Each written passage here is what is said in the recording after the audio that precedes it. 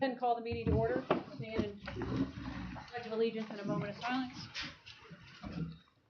Pledge Allegiance to the flag of the United States of America and to the republic for which it stands, one nation, under God, indivisible, with liberty and justice for all.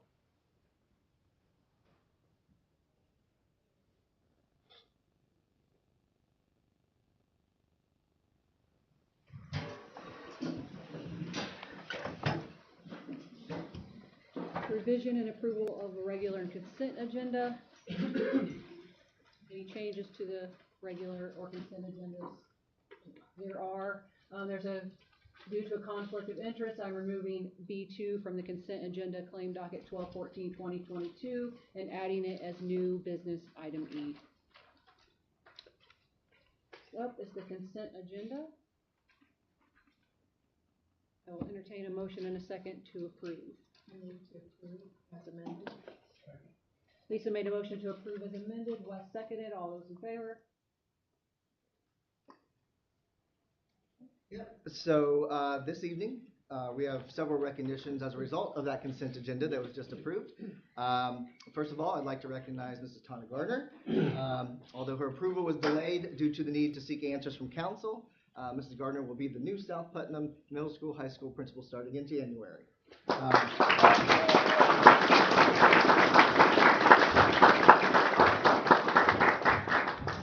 She has served South Putnam Community School Corporation with loyalty and diligence for the last 22 years in various building and district roles, which has prepared her to move into this middle school, high school principal position. She's an innovative educational leader who provides her staff and students with incredible professional development and learning opportunities through collaborative efforts with stakeholders. She's also earned all kinds of distinguished awards, recognition, and respect from her administrative peers and colleagues throughout the state. Mrs. Gardner is a servant-driven leader with a vision for goal and data-driven initiatives, along with many grant-driven programs. In addition, she's dedicated her professional efforts to aligning our school curriculum, our instruction, and our assessment practices to meet the needs of our students throughout a personalized, caring, and supportive approach. It's been my pleasure to work with Mrs. Gardner directly on several projects just in my 18 months of being here, which has provided a unique perspective into her very professional capabilities. She's never ceased to amaze me with her insight and perspective on all things education, not to mention her relentless, tireless pursuit of excellence. I could continue and go on, but I'll simply end with this and say congratulations, Mrs. Gardner. We're excited to have you step into this new role. Thank you, Dr. Smith. First, I'd like to thank God for his mercy and his wisdom. I'd also like to thank Dr. Smith and the school board for this opportunity to lead South Putnam as the middle school, high school principal. I'd also like to thank Levi Yole. He led our school through a significant time and always encouraged all of us to give our one more. I'd like to thank my husband, Brian, and my family. It's their love and support that allows me to do this important work. I'd also like to thank our staff. Many of them are here tonight, and you're amazing people, and I am so excited about what we're going to do together. I can tell you this is an exciting time at South Putnam. We are midway through some important renovations, and we are in early steps of a major project that's going to significantly expand our facility. We're also in the process of adding more educational opportunities and strengthening our partnerships so that all of our graduates are going to be ready for their next steps. And we get to do this at a caring community school. So as always, it is a great time to be an Eagle. Thank you.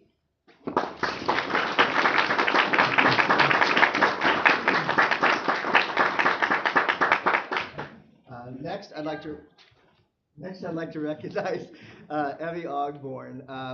Mrs. Ogborn has been our corporation secretary and came on board when I did back in mid-2021.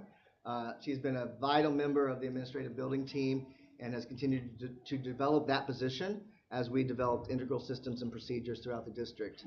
She's going to be greatly missed, but we wish her all the best as she enters the art classroom as a teacher in January. So wishing her all the best.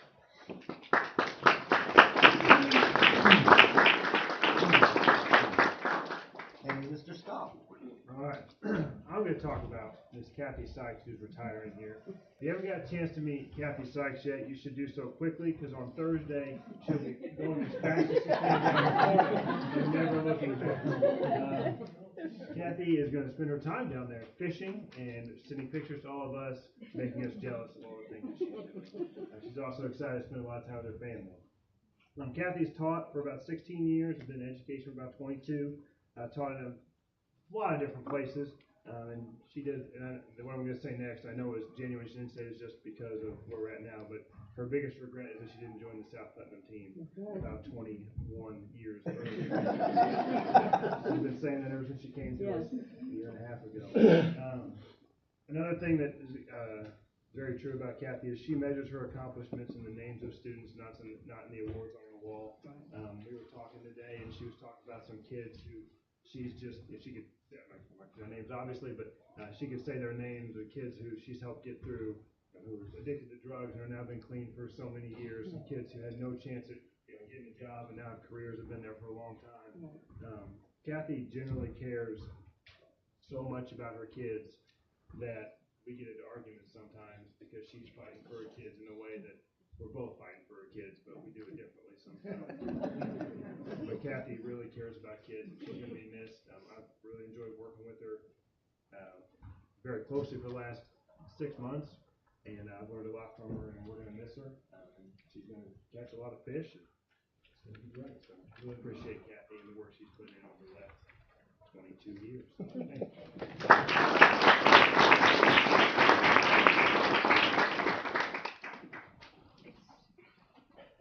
Some days I'm emotional and some days I'm okay. But truly, the camaraderie that I felt at South Putnam since I've been there has been fantastic. That makes my heart hurt to leave. But I also know that my next journey, my next chapter is with my husband and my family, and so it's time for me just to start a new chapter, and I don't know where it's leading me other than to Florida, so thank you so much.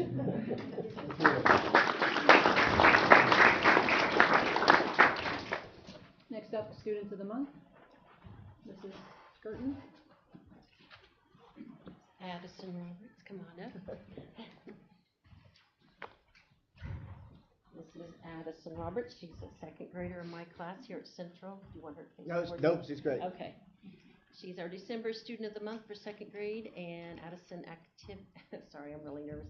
Addison actively participates in class lessons, accepts new challenges, always with a great attitude, and always trying her best. She promptly completes her work every day.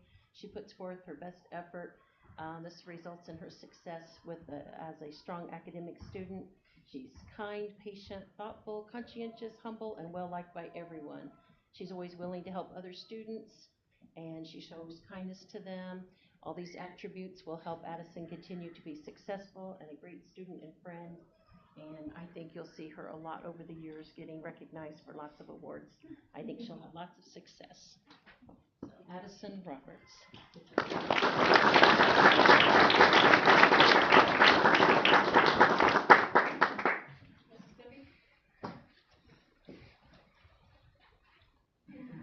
This is Luke Underwood. Do you have a big belt buckle on tonight? No, not really. Well, he's got his boots on. Luke is a horse showman and a rodeo type person, so that's why I look for the belt buckle. Luke Underwood, he was nominated by Mrs. Pell. He's a second grader. He always comes into the room ready to work and gives 100%. He is one of the kindest young men I've had the pleasure of teaching. Luke always works hard. He loves to help out with anything or anyone. He is an absolute joy to have in class and very deserving of this month's Student of the Month from Fillmore Elementary. I think Mrs. Cooper probably can attest to that Luke is a good helper. Yes. Yes. Congratulations, Luke. So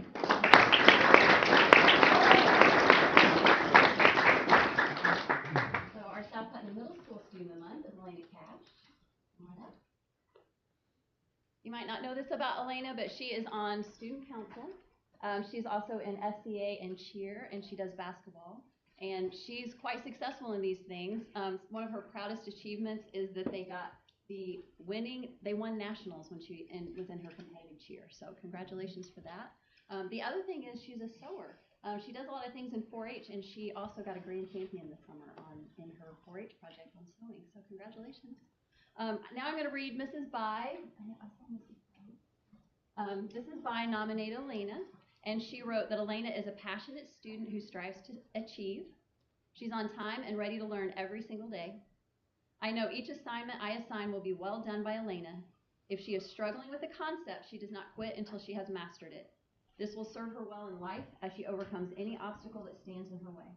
Not only is Elena a good worker individually, but she's a collaborative worker, and that comes naturally as well. She is helpful to her classmates as they complete assignments and class tasks. Elena is a wonderful example of perseverance and achievement, and I enjoy having her in my class. So congratulations.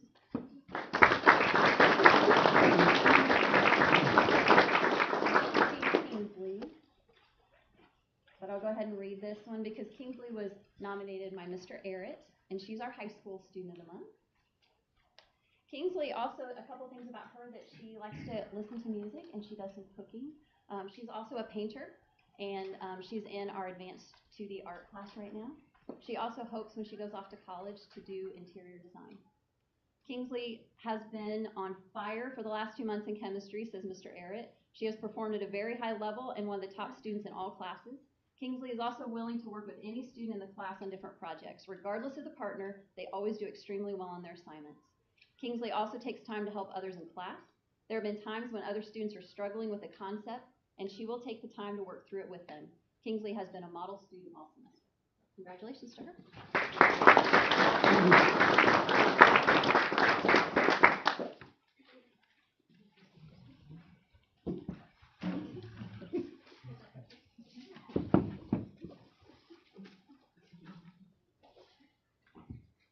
All right, next up, we'd like to recognize board members Wesley Hacker and Greg Hinchman. It has been an honor to serve with both of you. Greg, you're a year and a half, and Wes, 11 years you've dedicated to South Putnam. So, Thank you. thank you.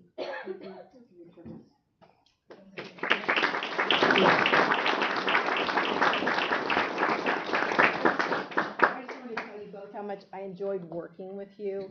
You brought a lot of fun, but what I appreciated most about being a fellow board member is, Greg, you from the get-go, you said you were focused on the students' education here at South Putnam, and you never wavered from that, and I just appreciated you always being that guiding light, what was really important. And then Wes, what I really appreciated about you is your vigilance in the overall maintenance of our facilities, and how you always brought that back to our responsibility to the taxpayers, and that financial responsibility piece that comes with taking care of all that stuff that costs lots of money. So anyway, thank you both. I've enjoyed it. All right. While this is a school night, we understand if you want to take your children and while we finish the meeting, but we would love for you to stay. Thank you.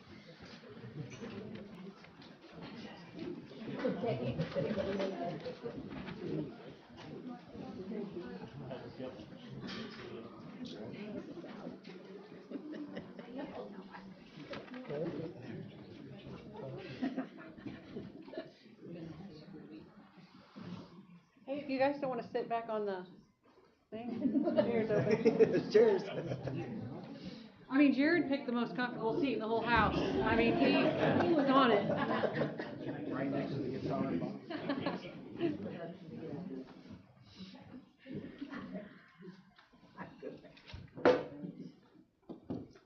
Next up is new business. Consideration of the approval of the 23-24 academic school calendar. This evening, we're seeking the approval of the 23-24 academic school calendar. The calendar was developed in coordination with the administrative team and reviewed by the Teachers Association. We work to also align with other county schools in Area 30 and ONT, since we have many shared and overlapping services that we participate in with those. The calendar has built-in days for weather-related emergencies, professional development, and other typical considerations in a school calendar.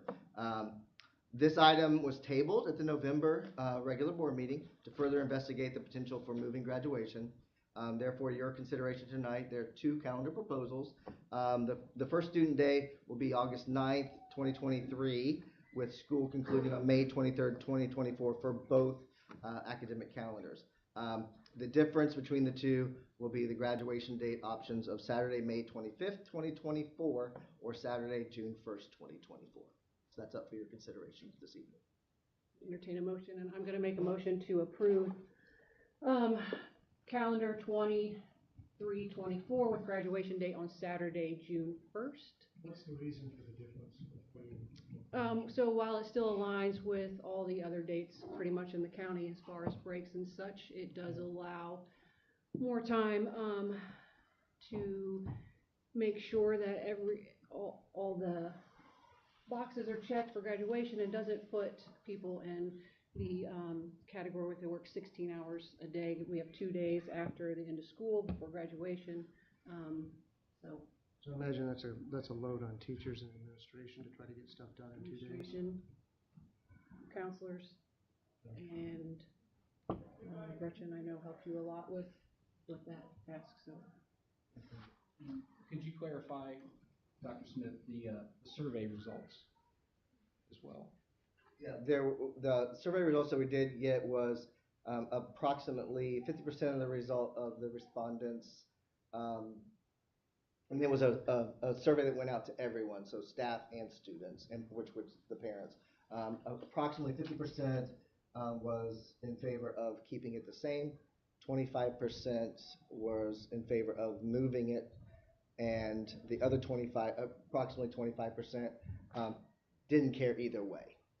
I had a pretty lengthy conversation today with Levi about that, and he favored the June 1st as well. So I think that's the sentiment I heard was that Levi was one of the voices of that, wanting to change that, and I think he may have even known that he was leaving, and he was, saying that he wanted that date changed. Maybe, I don't know, but with Levi leaving, I'm wondering how much weight that carries as well, and I wonder what the rest of the admin team would want. So Tell you what, they're I hold some of them. I got May 25th.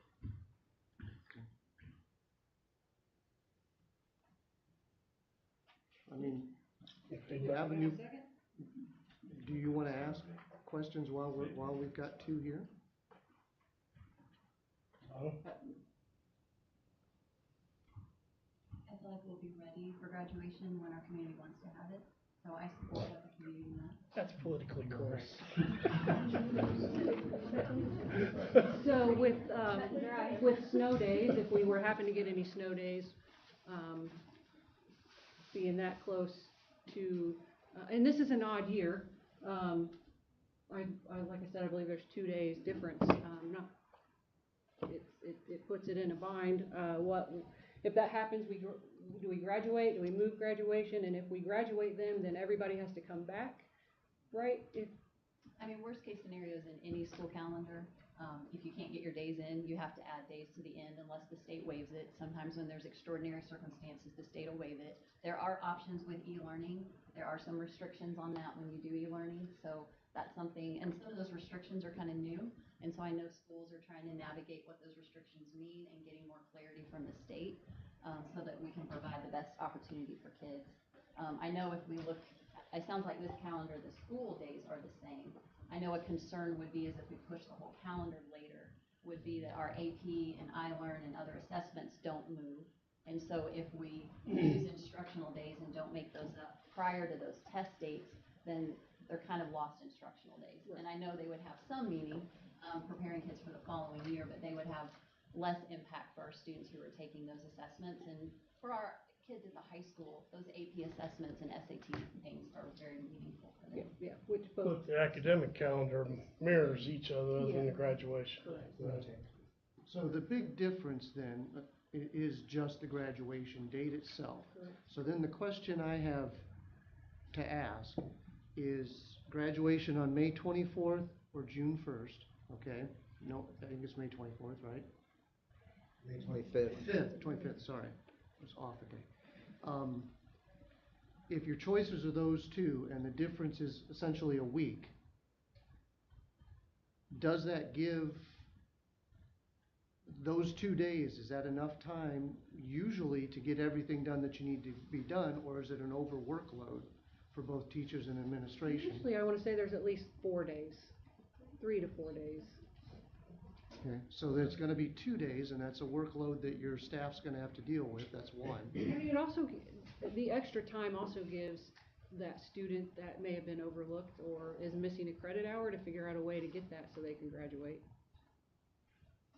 That's a valid point. But if, Brian and Tana both, if you moved it to the following week, would it eventually be, I mean, we all put things off to the last minute, right? So it doesn't really matter what day is the end date, you're still gonna have those same kinds of things going on that are, or not. Well, the process, what we're waiting on prior to graduation is we're waiting on grades from our teachers who are giving their final assessments. We do have a modified schedule so that seniors are taking those just a little bit early. They're still meeting the same requirement for the number of school days that the state requires, but we actually move finals up just a little bit for them, so it gives teachers time to get that done. We're also waiting on Area 30 because they have to get their grades from them for some of our students that are reliant on that. We've been doing that for a long time, so we have that partnership. You know, that's pretty in sync. I feel pretty good about that. I know it's typically we have 3 days. Sometimes we've had 4. It's kind of unusual to have 4, but we've had 3. We've had years where we've had 1. And you know, we've had that morning of we're getting grades from Area 30. So some families have also said that at the end of May it's a long weekend. Sometimes it's a little bit easier to get their extended family in if they want to attend graduation. So I don't know if that's contributing to some of the families that responded. I'm sure there's the counter argument. Some families, you know, maybe don't want to put that on that weekend. So I'm sure there's people on both sides of that. 228 people that responded. I mean, that's pretty small number. I'll respect whatever decision they want. I just don't want you to feel like you have to move it for that reason. But if you want to, then that's what we'll do. What's the benefit of having it on Memorial Day weekend? Probably just that it's always been that, so it's a tradition at South Putnam. The county schools there's this, you know, Greencastle has theirs on Friday, we have ours on Saturday, and it's been something that we've always done. And then again, that long weekend, if families want to invite extended family in and have their graduation parties and things, it gives them that opportunity. For kids who are enrolled in the military, when we've had considerations of pushing graduation back and we've not known, you know, we've had that year where we're not sure if it's going to happen. Some of them have already committed to dates and they'll work with us. But the longer we push graduation, the year of COVID, when we were trying to figure out, are we going to graduate on time outside or are we going to do a ceremony later? What we heard from our community at the time was that people were ready for their next steps. They were moving on. And the longer we delayed, we were going to have some kids that might not participate. So Holly, what I hear is that the staff is willing to put in the hours, to put in the effort, even though it's an extremely short window, and that it's an experience they've done before. And if that's the case, I need a new motion. Let's let that one ask for a second. If it doesn't pass, then we move on. No second, so motion dies. I need a motion. I'll motion that we have graduation, accept the calendar for graduation on the 24th of May. 25th. Oh, I did it twice. All right, sorry. I move to approve the 2023-2024 school calendar with graduation on May 25th. Do I have a second? Second. Greg made a motion to approve the calendar with graduation on May 25th. Joe seconded. All those in favor? Motion carries.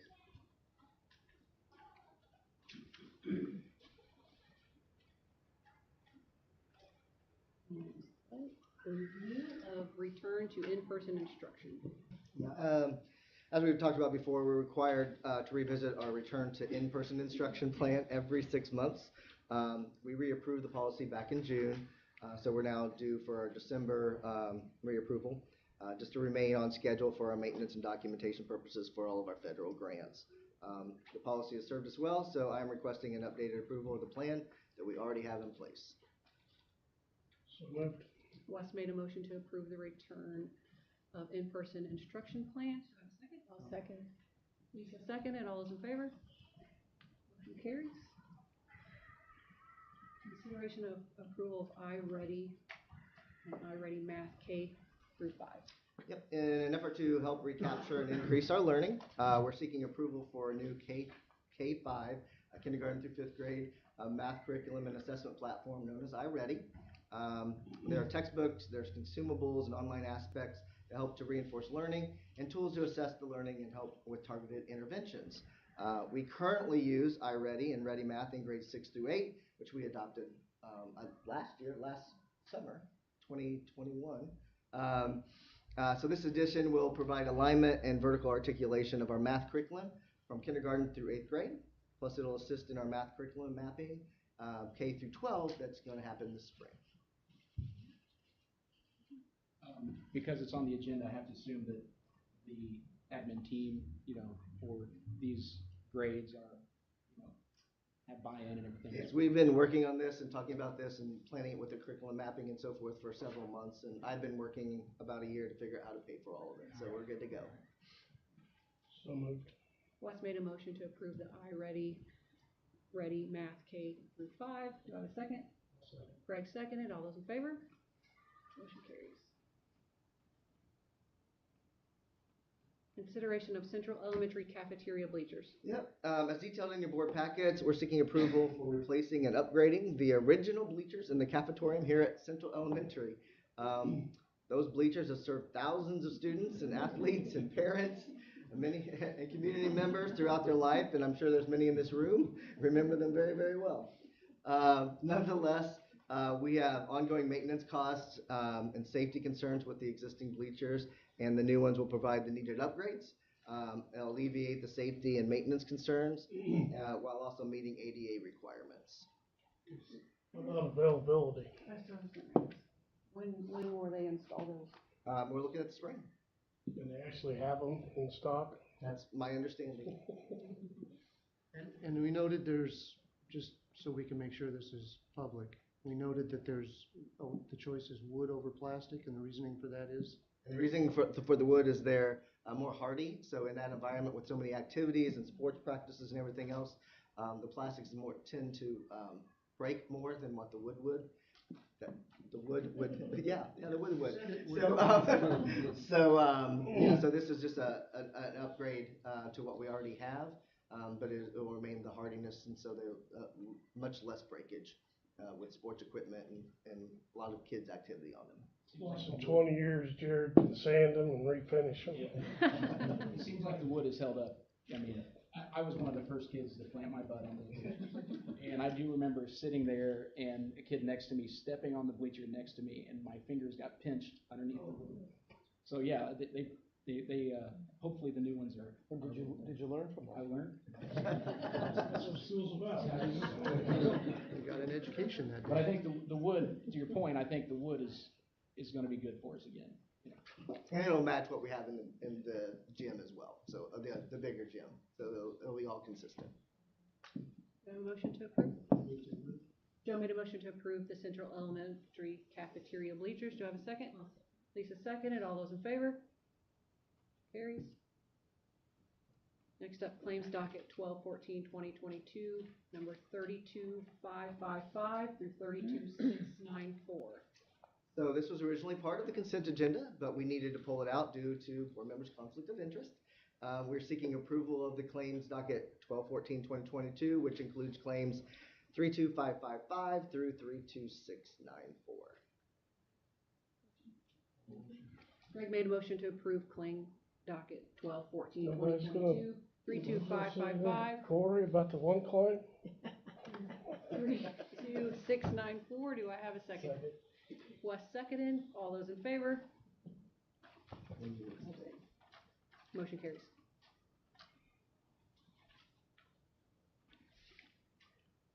Superintendent's report.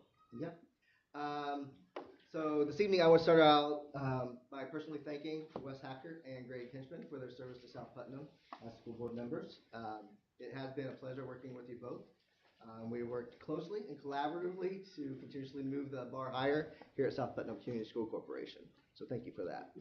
The responsibility placed on a school board member is one that is not fully recognized until one is actually serving in the capacity. But I thank you for your diligence and your leadership and your commitment to our students and staff and community. I wish you only the best as you step out into this next phases of your lives. So thank you guys very much. Appreciate it. The second thing I want to talk about is in 2022, it's been another great year here at South Putnam. We've continued to move into action phases of our strategic plan, but also we've seen many projects and initiatives actually come to fruition. And all of these successes are due to the entire corporation working together toward a common goal of increasing opportunities and experiences for our students. So a lot of good things happening, and we're continuing to build on that momentum. Third, should have had a bottle of water tonight. I have to give a shout out to our Central Elementary staff, Mr. Gowan, our students and our parents. Last week was very hard due to the closure. But as always, everyone stepped up into the moment, rose to the occasion, and like rock stars and superheroes, they just really performed well. Very, very proud of them for what they were able to do at kind of a last minute notice. And so it was an unfortunate situation, but we did work through it just like South Putnam folks always do. And we got through that and did very, very well. I was very, very proud of that team and the students as well for participating in all that last week. And on that note, just a side note there, our absences and illnesses are way, way, way down, and we're not at a threat of that at this particular juncture. And last, as we come to a close of this first semester here, in 7 more days, I wish all the staff and students a very wonderful, very restful winter break, and I thank you and appreciate all that you do. It does not go unnoticed, so thank you very much for all you do. And that's all I have. A motion to adjourn? So moved. Wes made a motion to adjourn, Lisa seconded. All those in favor? Our next regular school board meeting will be held Wednesday, January 11th at 7 p.m. here in the Central Elementary School Music Room.